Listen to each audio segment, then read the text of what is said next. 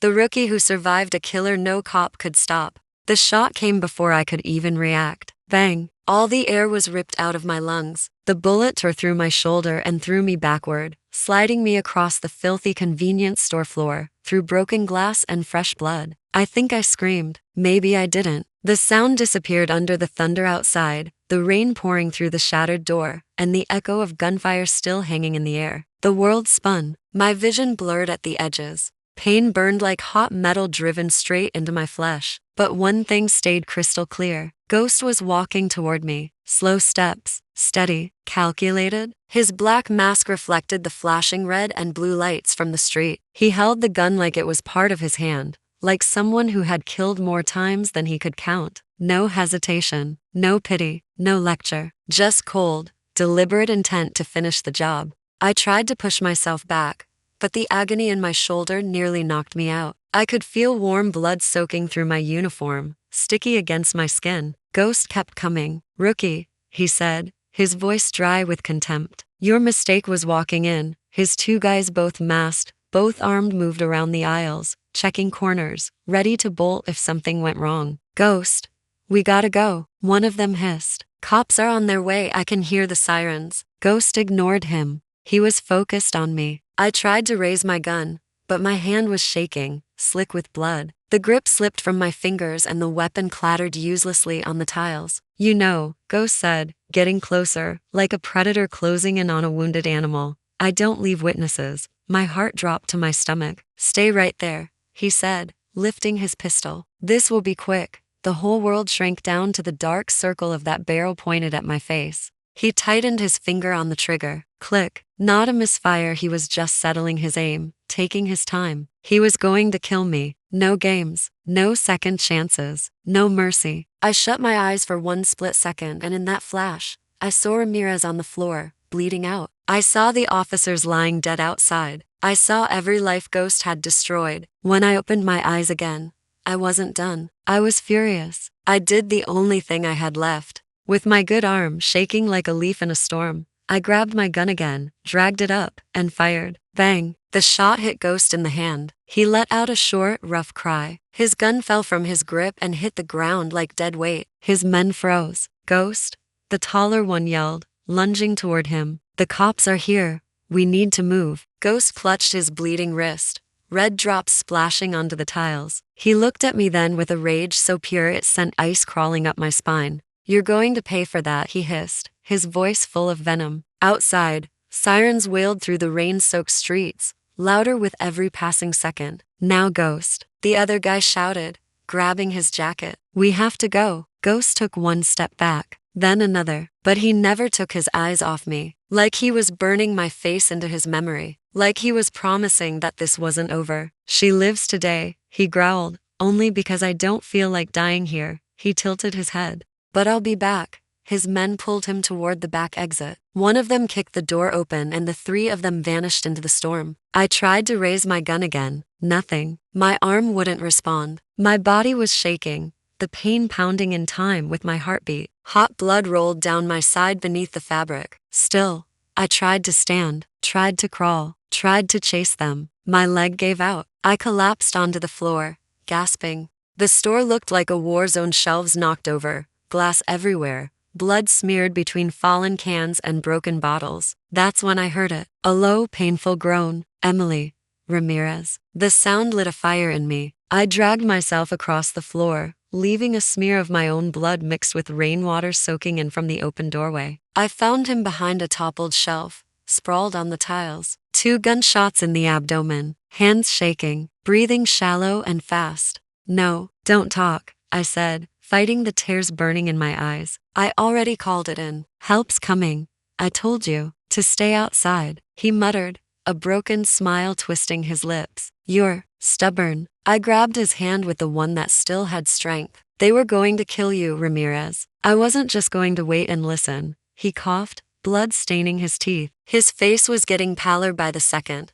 And you almost died for it. I shut my eyes for a moment, feeling the sting of tears. I had to try. You did. More than most would have done. He whispered, voice barely there. That's courage, Carter. Real courage. Outside, The sirens were close now. Red and blue lights flickered across the ruined floor. I rested my head against the cold tile for a second, fighting the urge to black out. Ramirez, I whispered, you're going to be okay. You're going to be okay. He squeezed my hand weak. But there. Carter, he murmured, with one last push of effort. Get him, Ghost. Promise you'll get him. I drew in a shaking breath, pain burning through every nerve. I met his eyes. I promise. Paramedics burst in seconds later, followed by officers with guns drawn. Voices, footsteps, shouting. My vision tunneled. The room darkened around the edges. Just before everything went black, one thought cut through the haze. Ghost felt fear today, and that meant he could bleed. Hospital lights are cruel. Too bright, too white. They burn your eyes before they heal anything. When I woke up,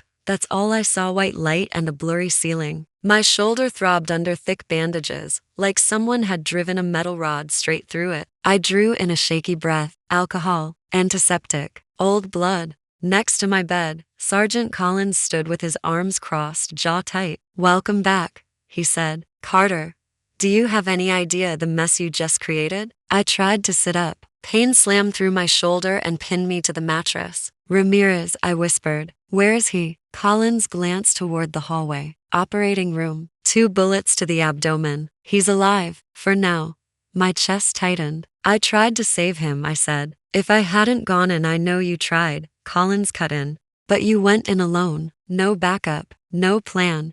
He nodded toward my shoulder. And you almost died. I forced myself to meet his eyes. If I had stayed outside, Sergeant Ramirez would be dead. I saw Ghost aiming at his head. For a moment, his hard expression cracked. I saw worry under the anger. You went face to face with Ghost, he said quietly. He tried to execute you, and you shot back. No one has ever made that man bleed. My throat tightened. The image of him walking toward me, calm, certain, finger on the trigger. It made my stomach churn. Collins leaned closer, his voice lower. Listen carefully, Carter. You don't understand what that means.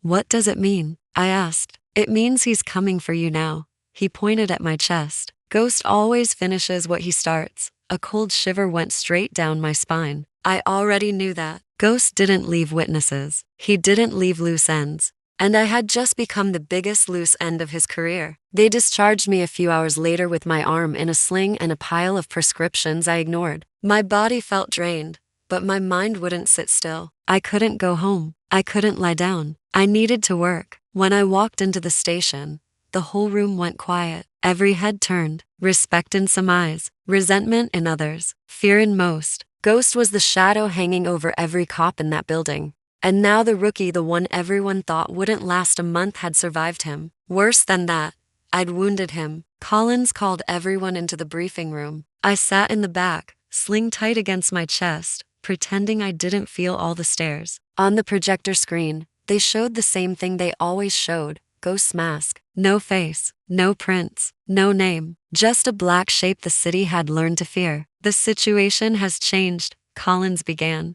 Last night, Ghost killed 2 officers, tried to execute 2 more, and escaped seconds before backup arrived. He nodded toward me. We have confirmation he took a round to the right hand. That matters. One of the older detectives raised his hand. Sergeant, why would Ghost leave anyone alive? That's not his style. Collins didn't hesitate. He didn't leave anyone, he said. She shot him before he could finish the job. Dozens of eyes shifted to me. My shoulder pulsed under the bandage, but I stood when he called my name. Carter, he said, tell them what happened. So I did. I told them about the first unit, ambushed and left dead on the asphalt. About Ramirez ordering me to stay outside. About the gunshots. About the decision to disobey. About the bullet that spun me across the floor. About Ghost walking toward me to kill me. About the shot I put through his hand. About his promise to come back. When I finished, the room felt heavier. Ghost doesn't run, one detective muttered. If he did, it's because he was bleeding, and because killing her would have cost him his escape. I swallowed hard. Collins flipped to the next slide, a map of the area behind the store. We need to look at his escape route, he said. The back of that store doesn't offer an easy way out. There is no way he gets that timing perfect every single time without help. I lifted my head. You're saying, I asked, Someone inside is feeding him information? Silence settled over the room like dust. Collins scanned every face. I'm saying Ghost always knows when we're coming, he replied. That's not luck. That's not instinct. That's a leak. And we can't ignore it anymore. Uneasy glances traded back and forth. Until we find that leak, he added. Carter is priority one. She gets protection. I clenched my fist. I don't need protection, I said. I need to be on this case. You took a round to the shoulder this morning, he snapped. I'm the only one who's ever hit him, I shot back. He's hurt. If he's hurt, he's sloppy. If he's sloppy, he leaves a trail. I want to follow it. He stared at me for a long second. Then he sighed. You get 1 hour at the scene, he said. You work the back exit. Then you go home. Doctor's orders. I nodded. But inside, I'd already decided I wasn't going anywhere. By the time I stepped behind the store again, the rain had thinned to a mist. Yellow tape fluttered around the broken door. The smell of cordite and blood still lingered. I walked past the doorway to the muddy strip of ground where Ghost had disappeared. That's when I saw them. Tracks. Not from a car. From a motorcycle. 2 narrow parallel lines cutting clean through the mud. I crouched, careful not to jolt my shoulder. Of course. Tight alleys, quick turns, fast acceleration. A bike could slip away long before a patrol car even turned the corner. Carter,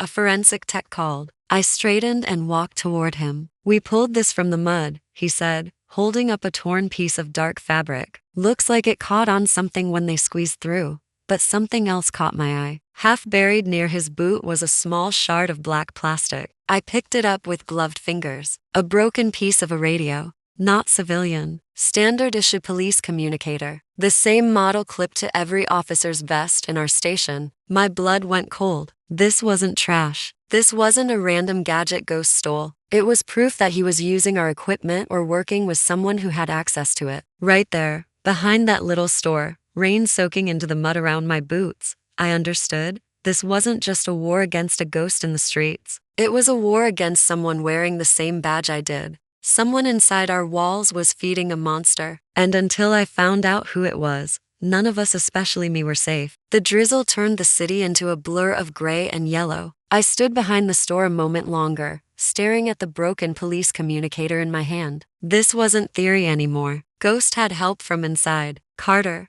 Collins called from behind me. What did you find? I turned, closing my fist around the plastic fragment for a second. Not because I didn't trust him, but because suddenly I didn't fully trust anyone. I opened my hand and held up the broken radio. This was buried in the mud, I said. Standard police issue. Same model we use at the 12th. Someone either dropped it or handed it to Ghost. Collins' brows knit together. This is serious, he said. If this is what I think it is, it is. I cut in. Ghost knew exactly when backup was 2 minutes out. He left at the perfect second.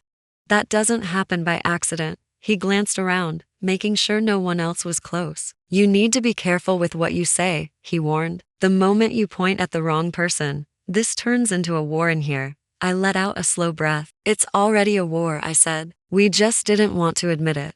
Back at the station, the air felt different, heavier, quieter, charged. People weren't just watching me anymore, they were watching each other. Collins had announced an internal review of all communications from the last year. No one liked the idea. Cops were used to asking questions, not answering them. I sat at my desk, flipping through photos on my screen, tire tracks, torn fabric, the broken communicator. My shoulder throbbed. My sling itched. My mind kept turning. Who inside the 12th had direct access to patrol routes, radio traffic, and response times? Who knew our blind spots? Who needed money or had enough anger to sell us out? On top of that, Ghost knew me now, knew my face, knew my name, had promised to come back. I closed my eyes for a second, drawing in a slow breath. Something hit my desk. I opened my eyes. Coffee, in a paper cup. Behind it stood Detective Harris, tall, late 40s, always chewing on an invisible toothpick, always irritated someone younger than him wore the same badge. Congratulations, Carter, he said, voice dripping sarcasm. Less than a month in and you've set the whole 12th on fire.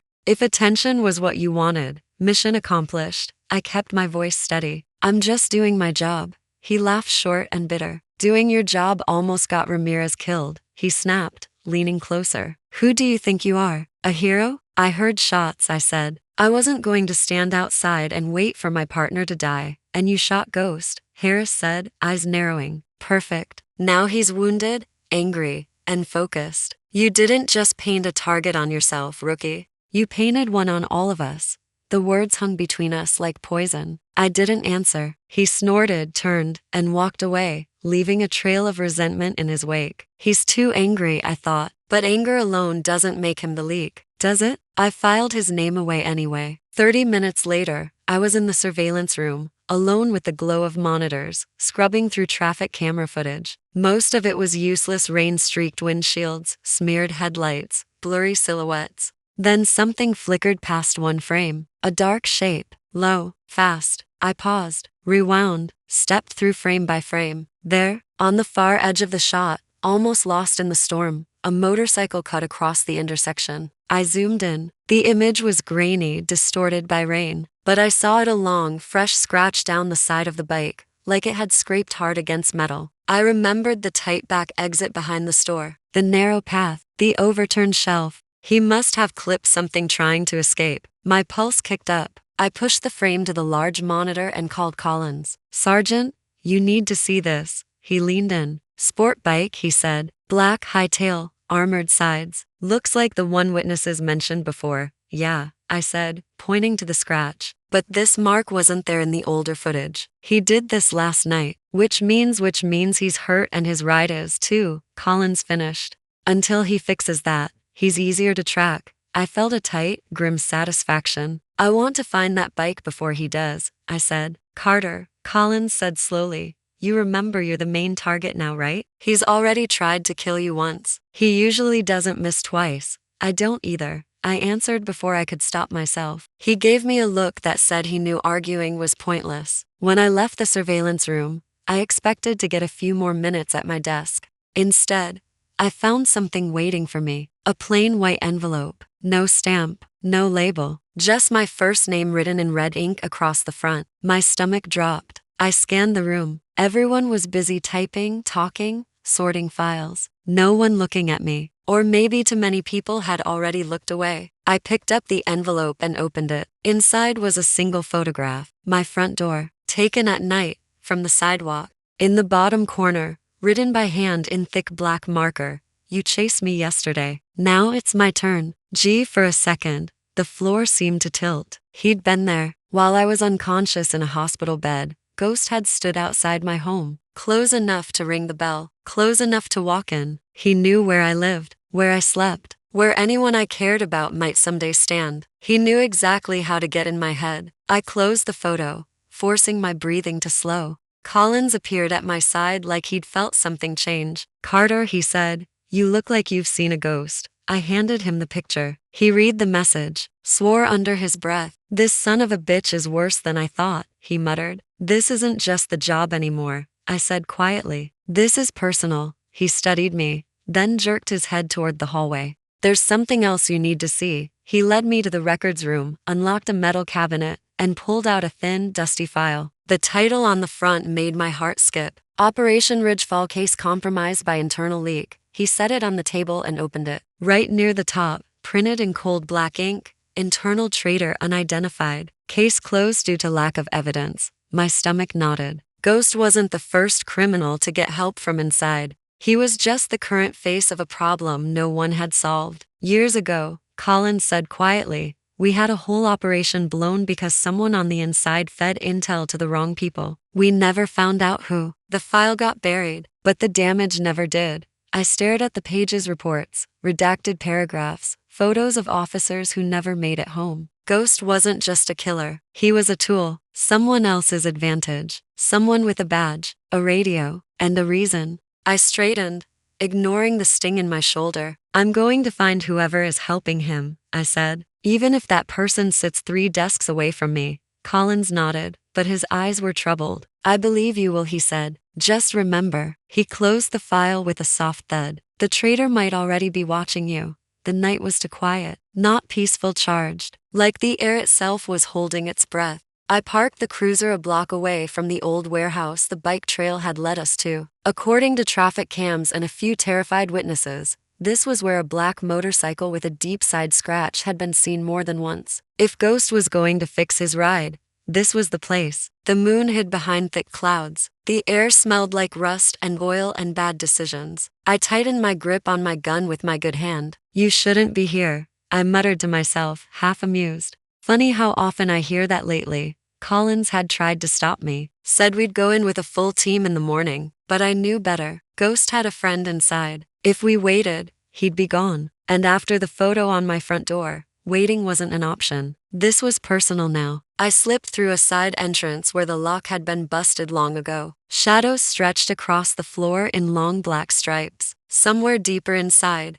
metal clinked softly. Someone was working. I moved closer, staying low, breathing slow. Then I saw it. The motorcycle. Black, lean, elevated on a stand. A fresh line of primer across the long scratch. Behind it, 3 silhouettes. Ghost and his 2 men. My heart rate spiked, but my hands stayed steady. Ghost's right hand was wrapped in stained bandages, the mark I'd left on him. "I told you I'd be back, rookie," he said without turning. He didn't have to see me to know I was there. "You're getting predictable." I raised my gun. "It's over, Ghost." He laughed softly. "Funny, from where I'm standing, it looks like it's over for you."